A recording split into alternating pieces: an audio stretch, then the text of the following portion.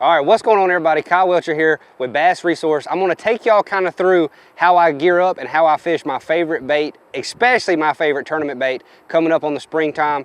You know, the springtime is a really transitional time of the year, so I wanna fish with a lot of baits that are really, really versatile, and I feel like anything I come in front of, I can really get a bite out of. But right now, we're primarily gonna talk about the springtime, pre-spawn and the spawn, how exactly I fish this bait. It's a Missile Baits D-bomb. This is my standard setup right here that stays on the deck 99% of the time.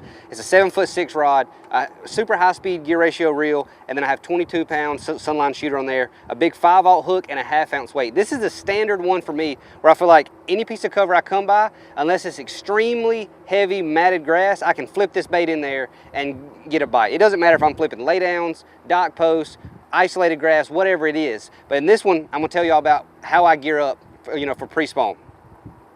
The way that I always see it is the fish move out kind of onto the channel swings, and then in the pre-spawn they kind of move up trying to find places where they're going to spawn, and they really, really get on isolated cover. So if I'm ever going to downsize my weight, I'm going to downsize, especially in the lakes that I have in Alabama that are drawdown lakes, or anywhere we go that's drawdown lakes where the stumps and everything's super shallow and the fish are up there in really shallow water. I'm going to downsize to a 1/4 or a 3/8 ounce weight. I'm going to flip this bait around with the same hook, and I'm going to try to maximize the amount of bites I can get out of what little bit of cover we have left in the water.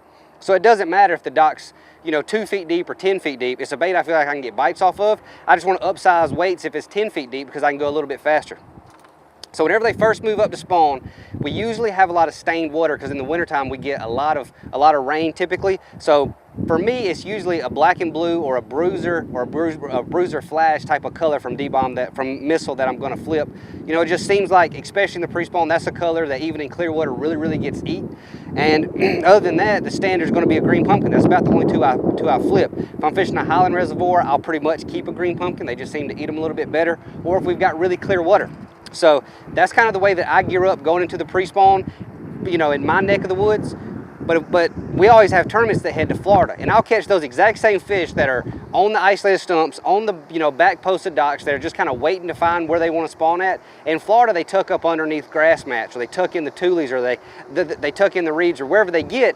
And I'll use this same exact setup with braided line and an 1.5 ounce weight, to get those same exact pre-spawn fish that are pulling up waiting to spawn. So it's also another extremely good bait whenever the fish do decide to lock on the beds. I'll downsize weights again, use a 1/4, let this bait fall extremely slow in front of their face, and I'll try to make sure I can get those bigger females to eat something like this D-bomb that has a little bit bigger of a profile than most people want to bed fish with.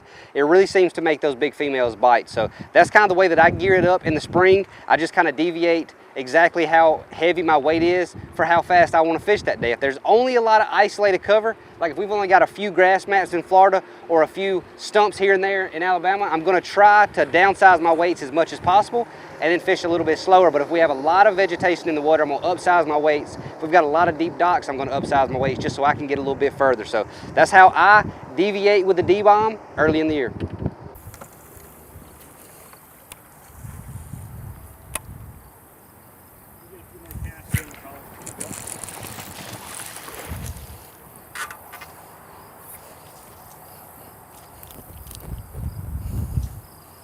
Beautiful D-bomb bass. That's what it's all about right there.